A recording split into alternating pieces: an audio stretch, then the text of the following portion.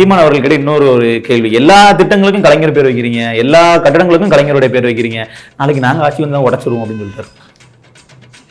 அவர் உடைச்சதுன்னு சொல்லலையா, நான் பேசினேன். உடைச்சிருவேன்ற வார்த்தையை சொல்லல, என்ன சொன்னாருங்க, ஆந்திராவில் ராஜசேகர் ரெட்டியோட சைக்கிள் எப்படி உடைக்கப்பட்டதோ அதே நிலை இங்க ஏற்படும். அப்போது என்ன அர்த்தம்? அது மட்டும் சொல்லல, அவர் என்ன சொன்னாரு, இங்க இருக்க சிலைகள் எல்லாம் பேர் எடுத்துக்கொண்டு அதுக்கு பேரு அறிவாலயத்துல வச்சிருவோம் அப்படின்னு சொன்னாரு.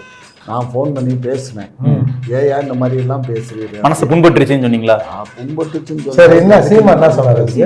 எங்க பிள்ளைய பூராமே பள்ளிக்கூடத்தை கட்டடிச்சிட்டு அங்க நாங்களே பண்ணிட்டு 150 ரூபா டிக்கெட் எடுத்து படத்தை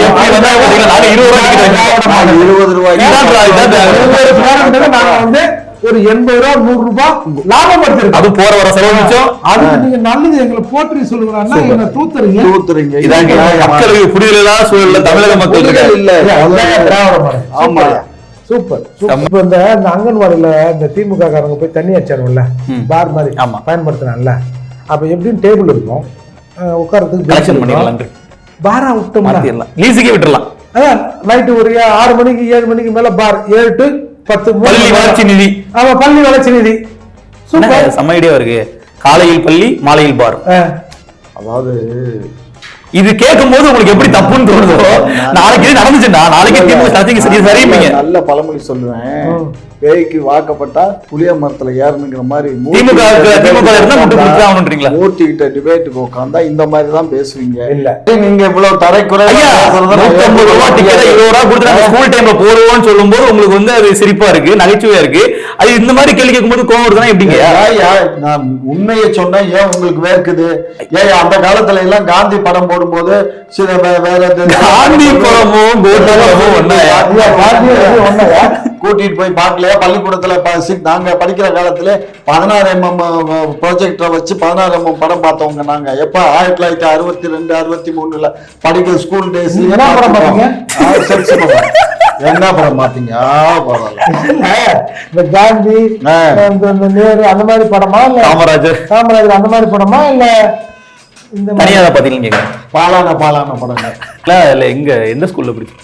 எந்த கவர்மெண்ட் ஸ்கூல்ல தான் படிச்சேன். அந்த ஸ்கூல் ஹெட்மாஸ்டர் யாருன்னு தெரியுமா? இப்போ இல்ல உங்களுக்கு இந்த மாதிரி படங்கள் போட்டு காமிச்சதால பாவியலா இல்லைங்க. இப்போ நம்ம துணை முதல்வர் இருக்காருல்ல, ஒரு சின்னவர் எங்கள் மன்னவர். அதாவது இப்போ இடையில ஒரு பேச்சு அடிபட்டு பார்த்தீங்களா, சின்னவர்னா அப்போ நீ பெரியவனா? ஓ, என்ன சின்னவர்னு சொல்ற அளவுக்கு நீ பெரியவனா சார் அப்படின்னு ஒரு சீனியர் கிட்ட பிரச்சனை வந்திருக்கு. ஓ, ஐயான்னு கூப்பிடு, சார்னு கூப்பிடு, சின்னவன்னா சரியா இருக்குது. உனக்கு நான் சின்னவரா, அப்ப நீ பெரியவரா? அந்த மாதிரி தான் சார் நம்ம அமைச்சர் பெருமக்கள் பல பேர் நம்ம காமாட்சி நாயுடு மாதிரியே இருக்கிறாங்க. நம்ம என்ன பண்றது? ஒன்றும் பண்ண முடியாது. நாங்க ஒன்னும் விஜய்க்கோ அல்லது ரஜினிக்கோ ஆதரவாளர்கள் அல்ல. ஏங்க இப்ப போட்டது விஜய் படமா ரஜினி படமா, அதுக்கு மேல் சொல்லுங்க. அது தவறா சரியா? தவறுனா யார் மேல தவறு? அமைச்சர் பழைய விளைவர் என்ன மஸ்துக்கு விளையுன்னு, என்ன மஸ்துக்கு விளையுன்னு என்ன நினைச்சிட்டு இந்த மாதிரிலாம் பண்ணக்கூடாது. எங்க மந்திரி விளையுன்னு என்ன நினைச்சிட்டு இன்னொரு தமாசான உத்தரவு போட்டாங்க. அரசியல் கருடன் உறவுகளுக்கு வணக்கம். இன்றைய விவாத நிகழ்ச்சியில் நம்மோடு இணைந்திருக்கும் சிறப்பு விருந்தினர்கள் புரட்சி தமிழகம் கட்சியின் தலைவர் மற்றும் வழக்கறிஞர் திரு ஏர்போர்ட் மூர்த்தி அவர்கள். மேலும் அவரோடு இணைந்திருக்கிறார் தமிழ்நாடு நாயுடு பேரவைத் தலைவர் மற்றும் திமுகவினுடைய ஆதரவாளர் திரு காமாட்சி நாயுடு அவர்கள். இருவருக்கும் வணக்கங்கள். வணக்கம். பல்வி கல்வித்துறை அமைச்சர் அன்பில் மகேஷ் அவர்கள் சமீபத்தில் மாணவர்களோட ஒரு நிகழ்ச்சியில் கலந்துக்கிறாரு. அதாவது கல்வி சம்பந்தமா ஒரு ஓவிய கூடத்துல மாணவர்கள் மத்தியில் வரைஞ்சு காமிக்கிறாரு. அவர் வரைஞ்ச சின்னம் அப்படிங்கிறது உதயசூரியனுடைய கட்சி சின்னமா இருக்கு. உதயசூரியனை வரைஞ்சுக்கிட்டது மாணவர்கள் மத்தியில் ஒரு அரசினுடைய ஒரு அமைச்சராக இருக்கக்கூடிய நபர், அனைவருக்கும் பொதுவான ஒரு நபர் வந்து அவர் சார்ந்த கட்சியினுடைய சின்னத்தை வரையலாமா அப்படிங்கிற கேள்வி. இந்த கேள்வி இப்ப கேட்கறதுக்கான காரணம் என்ன அப்படின்னு பாத்தீங்கன்னா, சமீபமாவே தொடர்ச்சியா சீமான் அவர்கள் வந்து பல இடங்கள்ல திமுக அவங்களோட சின்னத்தை வந்து இது மாதிரி எல்லாம் வைக்கிறது, கலைஞருக்கு செலவு வைக்கிறது, இந்த மாதிரியான விஷயங்கள்லாம் தொடர்ச்சியா எடுத்துட்டு வராது சீமான் அவர்கள். அவருடைய ஸ்டேட்மெண்ட் வந்து பிரதிபலிக்கிற விதமாக தான் இப்போ பள்ளிக்கல்வித்துறை அமைச்சரினுடைய இந்த செயல்பாடும் அமைஞ்சிருக்கு. இதை நீங்க எப்படி பாக்குறீங்க? நீங்க நம்ம சென்னைக்கு பக்கத்தில் இருக்க ஒரு அமைச்சர் ஒரு சின்ன ஒரு 5 எழுத்து கொண்ட ஒரு தமிழ் வார்த்தை எழுதினார். என்ன லட்சணமாக எழுதினார்? அதுக்கப்புறம் ஒரு அங்கன்வாடியை போய் திறந்தாங்க. திராட்சை, கொய்யா, ஆப்பிள் இதெல்லாம் எப்படி எழுதி வச்சுருந்தாங்க கேட்டால் காமிச்சா என்ன சொன்னார்? யாரோ ஒரு தெலுங்கானுக்கு கான்ட்ராக்டை கொடுத்துறானுவா, அந்த ஆள் அந்த மாதிரி தப்பு தப்பாக எழுதிட்டாரு அப்படின்னு சொன்னாங்கல்ல. இதுதான் இன்றைய அமைச்சர்களின் தரம். அதுல நீ அன்பில் போய் எழுத சொன்னீங்கன்னா அவர் தீவிரமான அவர் ரசிகர் மன்ற தலைவர் தானுங்க. அவர் வந்து அந்த அவர் எது சோறு போடுதோ அதை வந்து அங்கே செவுத்துல எழுதி போட்டார். நீங்கள் இதுக்கு இப்படி சொல்கிறீங்க. இன்னொரு தமிழகத்தில் ஒரு மிகப்பெரிய சம்பவம் நடந்தது தெரியுங்களா? நெல்லை அம்பாசமுத்திரம் இருக்குதுல்ல, அங்கே வந்து விகேபுரம்னு ஒரு இடத்துல அரசு உதவி பெறுகிற பெண்கள் பள்ளிங்க, ஒரு 1700 பேர் படிக்கிறாங்க. கடந்த 9ஆம் தேதி நவம்பர் 9 இந்த எல்லாருக்கும் இப்போ வந்து நாங்கள் வந்து ஸ்மார்ட் கிளாட் ப்ரைவேட்டுக்கு நிகராக வந்து அரசு பள்ளிகளை வந்து தர உயர்த்தினா அது இதுன்னு சொல்கிறாங்கல்ல, அந்த பள்ளியில் மத்தியானத்தில் நம்ம இளைய தளபதி விஜய் நடித்த கோட் படத்தை அதை போட்டிருக்காங்க. அது போட்ட பிறகு அடுத்து இன்னொரு படம் நம்ம வேட்டை போட்டு மாணவர்கள்லாம் காட்டி குதூகலமாக ஆசிரியர்லாம் பார்த்துருக்காங்க. பார்த்ததுக்கு இவங்க கிட்டத்தட்ட ஒரு 600 மாணவர்கிட்ட காசு வாங்கின்னு காட்டிருக்காங்க. அதுதான் பிரச்சனை. இதில் காசு வாங்கி, ஆமாம், விஜய் படத்துக்கு 20 ரூபா, ரஜினி படத்துக்கு 10 ரூபா. ஏன்னா சூப்பர் ஸ்டார் இப்போ விஜய் தான் பொழுது இவங்களுக்கு, அதனால் கொஞ்சம் மார்க்கெட் அதிகம்னு 20 ரூபா வாங்கின்னு பார்த்துட்டாங்க சார். இது வந்து இப்படி இவர்கள் வந்து அந்த சினிமா ஸ்கூலில் சினிமா தேட்டர் நடத்திய வகையில் 21,000 ரூபாய் கலெக்ஷன் பண்ணியிருக்காங்க. இது வந்து இஷ்யூ ஆகுது வெளியில். பணம் வாங்கினு ஸ்கூலில் பணம் காட்டுறானுவப்பா அப்படின்னு ஆன உடனே மாவட்ட கல்வித்துறை அதிகாரி வந்து அதை வந்து விசாரணை பண்ணுறாரு. விசாரணை பண்ணி என்ன நடவடிக்கை எடுத்திருப்பாங்க சொல்லுங்க பார்ப்போம். சம்பந்தப்பட்ட அதிகாரிகளை பணி நீக்கம் பண்ணியிருப்பாங்கன்னு நினைக்கிறேன். ஐயா என்னங்க எடுத்திருப்பாங்க?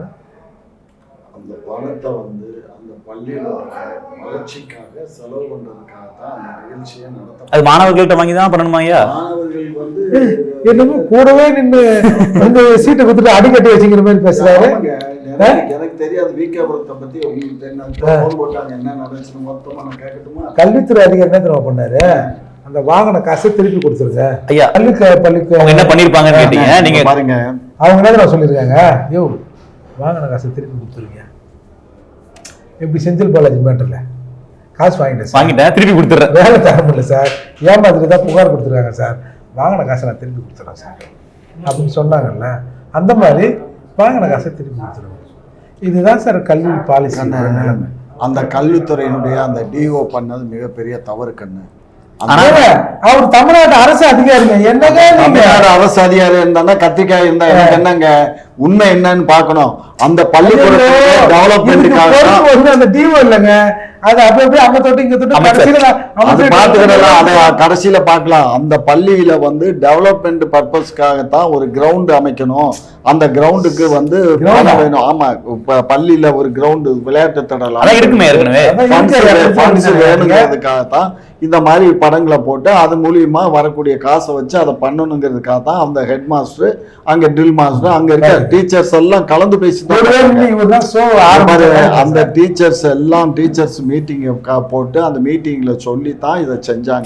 சரி, ஆனா இத அதே ஒரு சனி ஞாயிறுல பண்ணான்னா கூட சரி வந்து கட்டண நிதிக்கு சார் கிளாஸ் டைம் மதியான டைம்ல பள்ளிக்கூட நேரத்துல பாரு, பள்ளி நேரத்தை கட் பண்ணிட்டு நீங்க பள்ளிக்கூடம் இங்க பாரு. ஒரு விஷயம் புரிஞ்சுக்கோ, மொத்தம் 5 பீரியட் மாணவர்கள் அதாவது ட்ரில் பீரியட்னு ஒண்ணு இருக்கு. ட்ரில் பீரியட் 40 நிமிஷம் தாங்க. இல்லப்பா, நான் என்ன சொல்றேன், 5 ஹவர் கிளாஸ் முடிஞ்சு போச்சு. காலையில மதிய உணவு, அதுக்கப்புறமும் ஒரு பீரியட், அடுத்த 2 பீரியட் இருக்கு. 2 பீரியட்ல ஒரு பீரியட் விளையாட்டு பீரியட், அடுத்தது வந்து இந்த பள்ளிக்கூட எல்லாரும் ஒரே டைம் அதான் கேட்க வந்தப்போ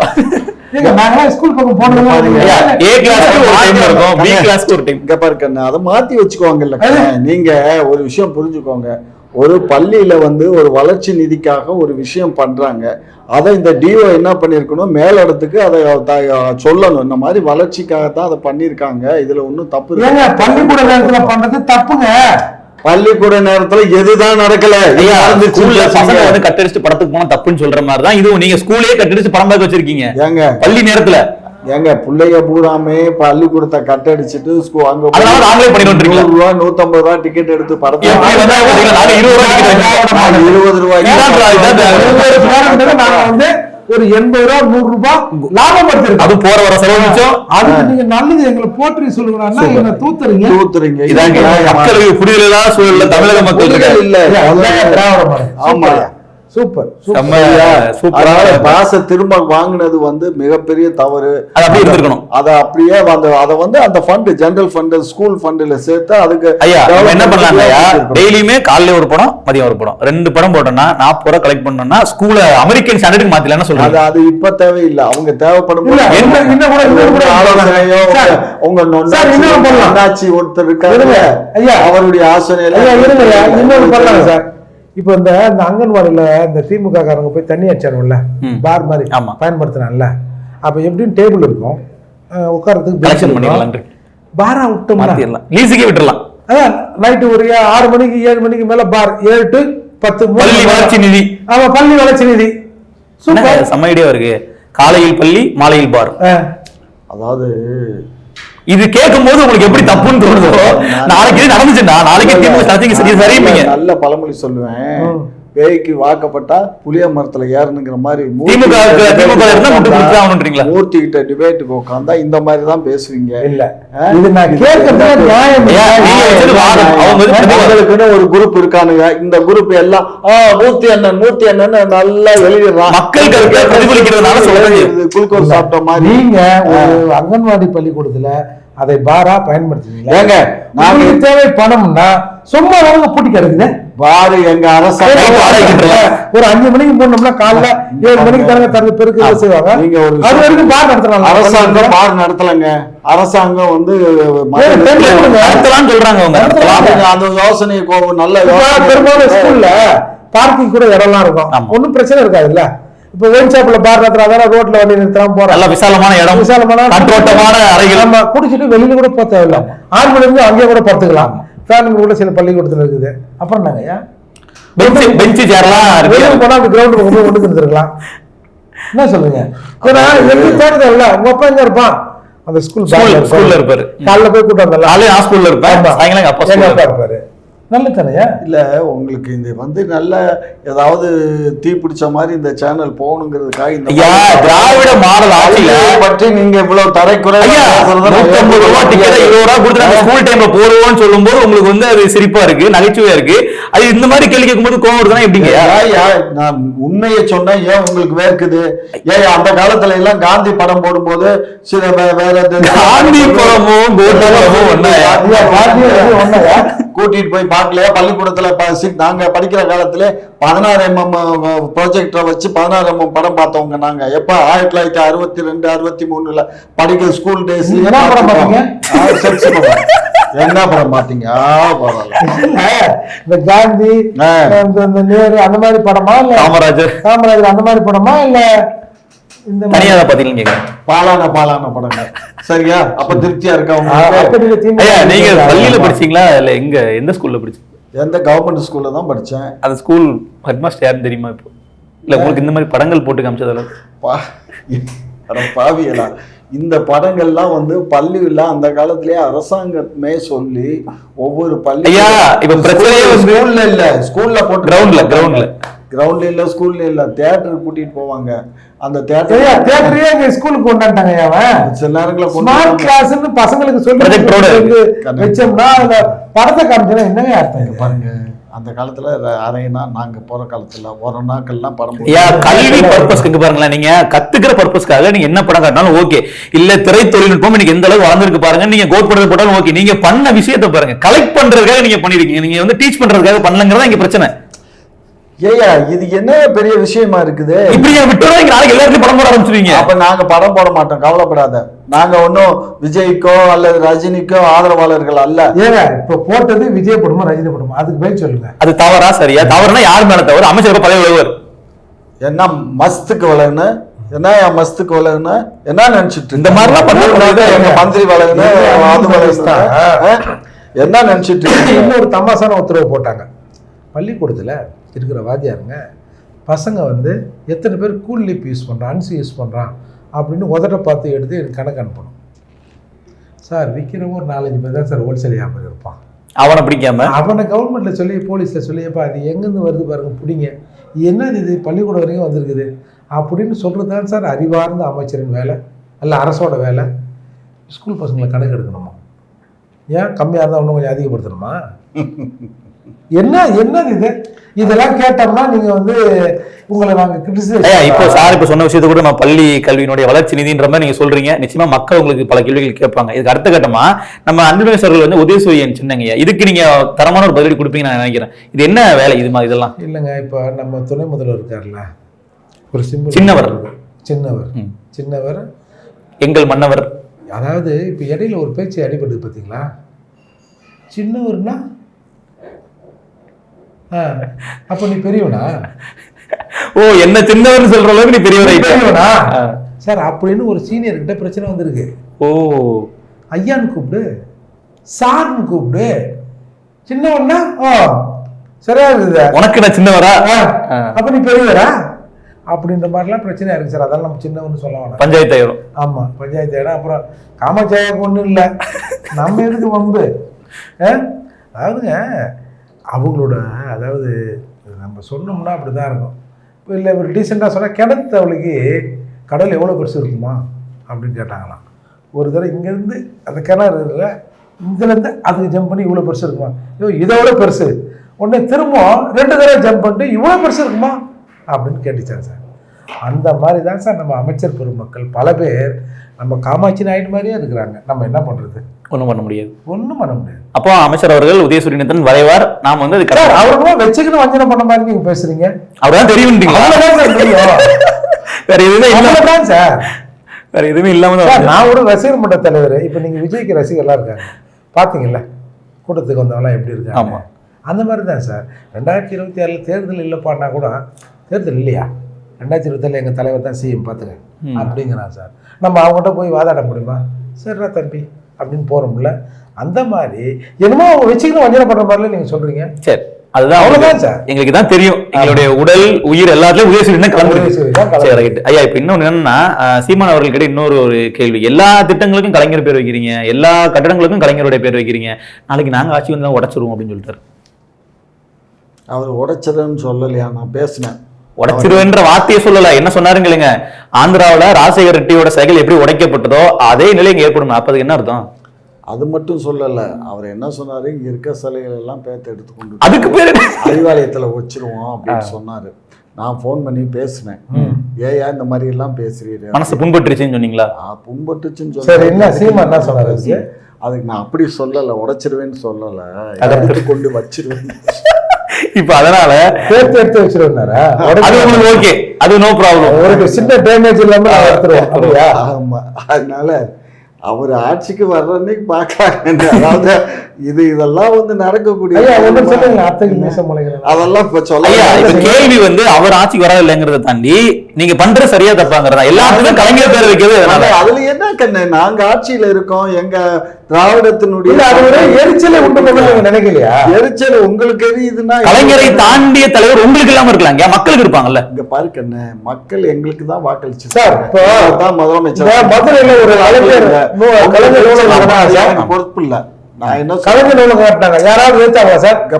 அவ்வளவு பெரிய நூலகத்தை கட்டி இது அண்ணா நூலகம்னா அதே கலைஞர் நூலகம்னு யாராவது கேட்டோமா சார்?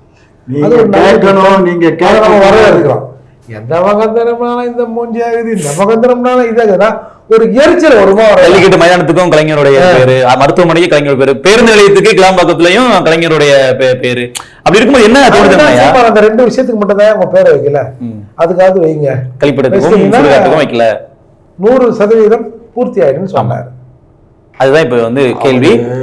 அவர் எல்லாமே சொல்றாரு. அவருக்கு என்னன்னா, எப்படியாவது நம்மள பிடிச்ச ஒரு ஒரு ஒரு ஒரு ரிமாண்ட். சார், இதே அண்ணாவின் பேரை வச்சா கேட்பாங்களா? எல்லா ரிமாண்டாவது. அப்போ என்ன உங்க அப்பா பேரை புள்ள நீ வந்து வீட்டுல வைப்பா, ஒரு அளவு வச்சுக்கலாம், 2 இடத்துக்கு வச்சுக்கோங்க.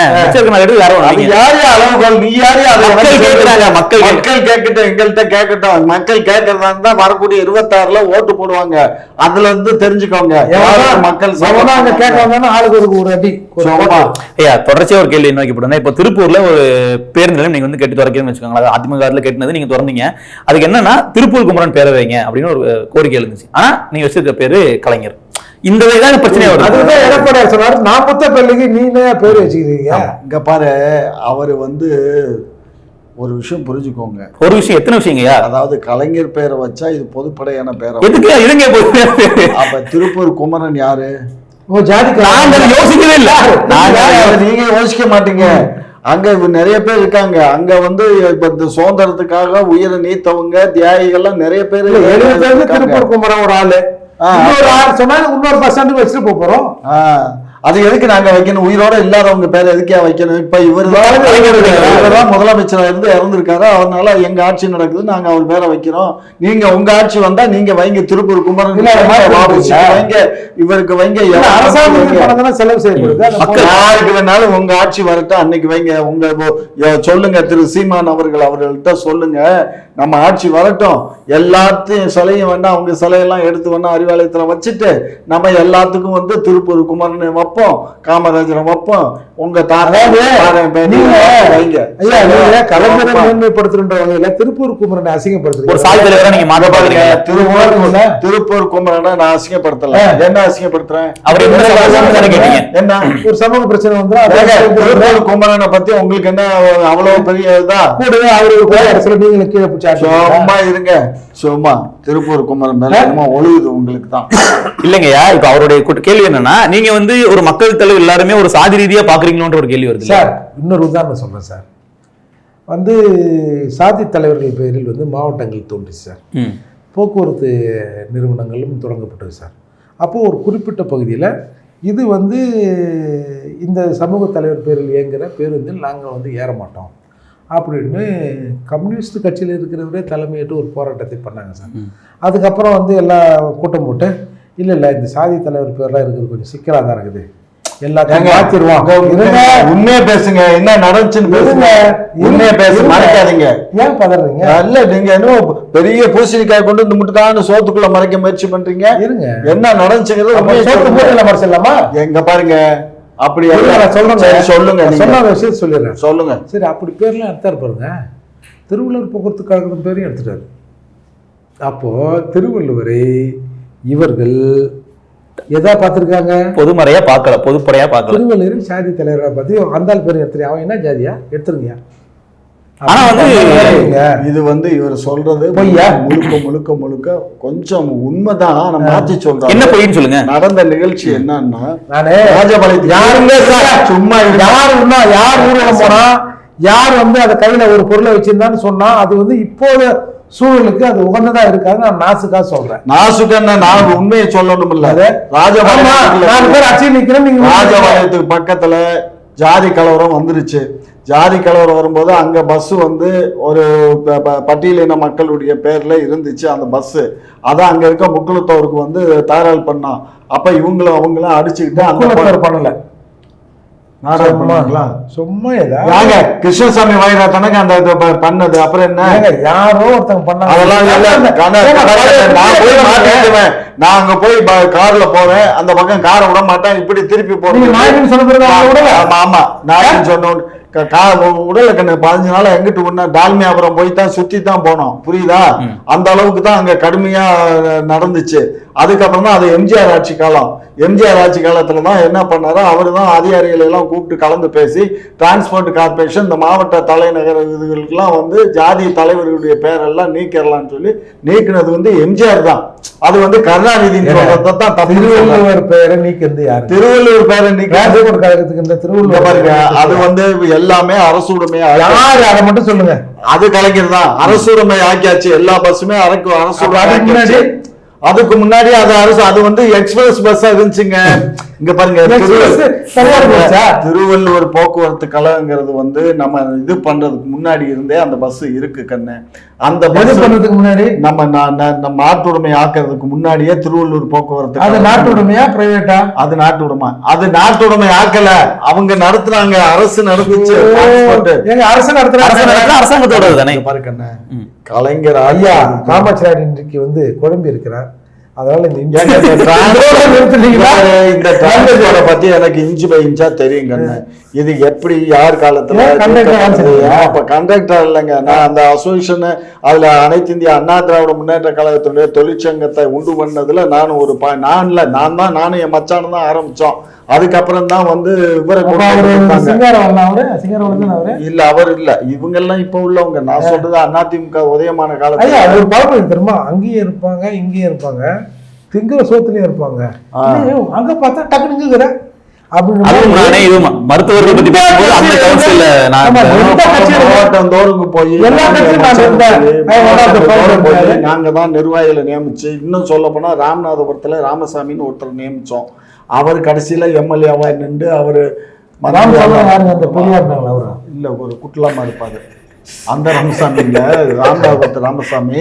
அவர் டிரான்ஸ்போர்ட் கண்டக்டர் இருந்தாரு. கண்டக்டர் இருந்தவரை தான் நாங்க அவரு அமைச்சரவையில் இருந்தேன் அப்படிலாம் நாங்க ஏத்துதான் வேணும். ஆகையினால அவர் கடைசியில மந்திரியா தான் இவர் என்ன வேணாலும் சொல்லுங்க, நான் இதான் கண்ணு. அதாவது வந்து கலைஞர் ஆட்சி வந்த உடனே அண்ணா ஆட்சி வந்த உடனே பஸ்ஸு நாட்டுடைமை ஆக்கிறதுக்கு முதல்லயே வந்து திருவள்ளுவர் போக்குவரத்து கழகம்னு ஒன்று அரசு ஆரம்பிச்சு தொலைதூர பஸ்ஸுகளை எல்லாம் வந்து அவங்க பண்ணாங்க. இப்ப இங்க இருந்து நாகர்கோவில் போறது, சென்னை டு நாகர்கோவில், அதெல்லாம் கேட்கல. திருவள்ளூர் போக்குவரத்து கழகம்னு வச்சு அதுக்கு தனித்தனி பணிமனைகள் எல்லாமே இருந்துச்சு. ஒரே ஒரு கருத்து நிறைவா, திருவள்ளூர்ன்ற வார்த்தை மாத்துறதுக்கு அடிப்படை காரணம் திருவள்ளூர் போக்குவரத்து கழகங்கிறது தனியாவே அதுக்கு அலுவலகங்கள் எல்லா மாவட்டத்திலையும் எல்லா தலைநகரங்கள்லயும் இருந்துச்சு. அதுக்கப்புறம் இது என்னாச்சு, எல்லா பஸ் நாட்டுடைமை ஆக்குனதுக்கு அப்புறம் இந்த பேர்களை பூரா நீக்கினாங்க. இந்த பேர்கள் எல்லாம் நீக்கும் போது அதையும் சேர்த்து நீக்காச்சு, அவ்வளவுதான். இதை வந்து இது தனிப்பட்ட முறையில வள்ளுவர் பேர்ல இருந்தது நீக்கணுங்கிறது வந்து தவறான செயல். எல்லாத்து பேர்ல இருந்ததையும் நீக்காச்சு. ராணி மங்கம்மாள் போக்குவரத்து கழகம், கட்டபொம்மன் போக்குவரத்து கழகம், அப்புறம் அந்த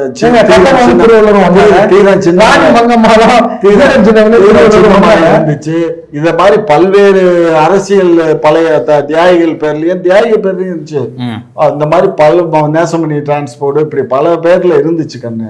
இதெல்லாம் கேட்கும் போது அதையும் சேர்த்து மாவட்டங்களே அதே மாதிரிதான் இருந்துச்சு.